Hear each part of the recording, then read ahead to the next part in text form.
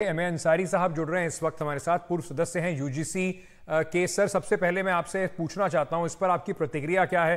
ये जो paper leak की अब घटना सामने आ रही है, परीक्षा के जो पेपर होते हैं उन्हें किस तरीके से सेट करा जाता है, कैसे कोशिश की जाती है कि वो किस तरह से सुरक्षित रखे जाएं? क्योंकि आप इस जानकारी को बेहतर समझते हैं, आपको क्या लग रहा है कि कहां पर चूक हुई है? पहली बात तो मैं ये कहना चाहूंगा कि मुझे बहुत अफसोस है, खेद है कि लगातार हमारी बहुत सारी जो नेशनल स्टेट लेवल की टेस्ट हो रही है वो लीक हो रही है। और मैं आपको बताऊं कि ये कोई एक ऐसी चीज है जिसके बारे में हमारी तमाम यूनिवर्सिटी सिस्टम, तमाम एजुकेशनल इंस्टीट्यूशंस बहुत अच्छी तरह से इसकी जानकारी रखती हैं कि ये पेपर सेट कैसे होते हैं, कहाँ प्रिंट होते हैं, कैसे डिस्ट्रीब्यूट होते हैं या एक जगह से दूसरी जगह कैसे जाते हैं। इसमें जितने भी लोग जिस लेवल पे भी इन्वॉल्व होते हैं वो लोग होते हैं जिनकी इंटीग्रिटी जो है, उनकी ईमानदारी जो है वो अनक्वेश्चनेबल होती है।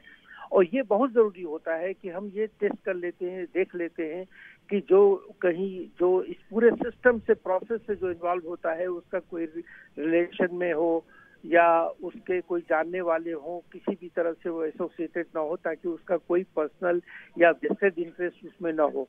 अनफॉर्चुनेटली अभी क्या हो रहा है कि हमारा एक तो ये कि एजुकेशन सेक्टर जो है वो पूरा एडमिशन से लेके एग्जामिनेशन और रिक्रूटमेंट तक पूरा का पूरा करप्ट हो चुका है।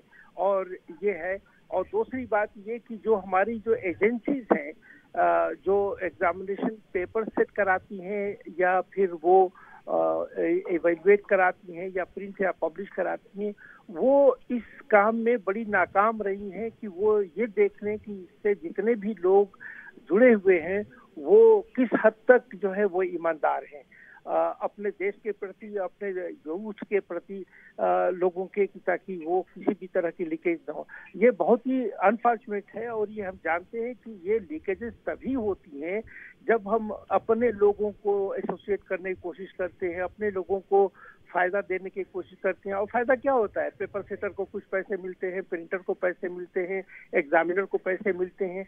तो उसमें हम ये नहीं देखते, हम ये सोचते हैं कि चलो उनको कोई कमर्शियल कोई इनकम बेनिफिट पहुंचा दें। ये नहीं हम देखते कि अगर उनसे किसी भी तरह की चूक हो जाती है तो हमारे इतने सारे युवा का, यूथ का, हमारे स्टूडेंट कम्युनिटी का क्या होगा। तो मेरा अपना मानना ये है कि ये हमारी जितनी भी टेस्टिंग एजेंसीज हैं और या इससे जुड़े हुए लोग हैं, इस बात में बड़ी कोताही हो रही है कि हम ये देखें कि कौन लोग हैं जो हाई इंटीग्रिटी के लोग हैं। आप समझ रहे मैं क्या कहने की कोशिश कर रहा हूं मैं? और देखिए, यूपीएससी भी बहुत सारे एग्जामिनेशन करती है, लेकिन ये यूपीएससी के साथ नहीं होता। ऐसा क्यों नहीं होता? इसलिए कि यूपीएससी पहले से ही पूछ लेती है कि आपका कोई रिश्तेदार, दोस्त, अजीज कहीं कोई एग्जाम में तो बैठ नहीं रहा है या बैठने वाला हो या कोई इससे जुड़ा हुआ है, तो वो उससे क्या होता है कि वो हम वहाँ पे लीकेजेस से बच जाते हैं। लेकिन जितनी भी नेशनल टेस्टिंग सर्विस हो या सीबीएसई के हो या और जो रिक्रूटमेंट हो रही है उसमें इस बात का ध्यान नहीं दिया जा रहा है। और फिर आप ये जानते हैं कि इसमें बहुत सारी जो कोचिंग इंस्टीट्यूट्स हैं, अपने ज्यादा से ज्यादा बच्चों को सक्सेसफुल कराने के लिए वो कुछ न कुछ इसमें लोगों की ग्रीसिंग हैंग करते हैं, वो करप्शन में उनको इन्वॉल्व करते हैं। तो ये बहुत ही दुखद बात है और मैं ये समझता हूँ कि ये पूरी की पूरी सिस्टम की कोताही है। और जो लोग इससे जुड़े हुए हैं उनको तो फौरन सैक कर देना चाहिए, तभी आपका सिस्टम क्लियर होगा।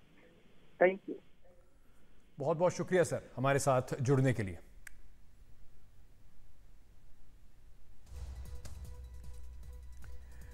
तो एक बार फिर से आपको बता दें, बड़ी खबर इस वक्त की, यूजीसी की नेट परीक्षा रद्द हो गई है। 18 जून को ही यह परीक्षा हुई थी, जिसमें करीब 9 लाख से ऊपर छात्र, 9,09,580 छात्रों ने इम्तिहान दिया था। और यह परीक्षा पेपर लीक के शंका के कारण अब यह कैंसिल कर दिया गया है पेपर को और सीबीआई को जांच सौंप दी गई है।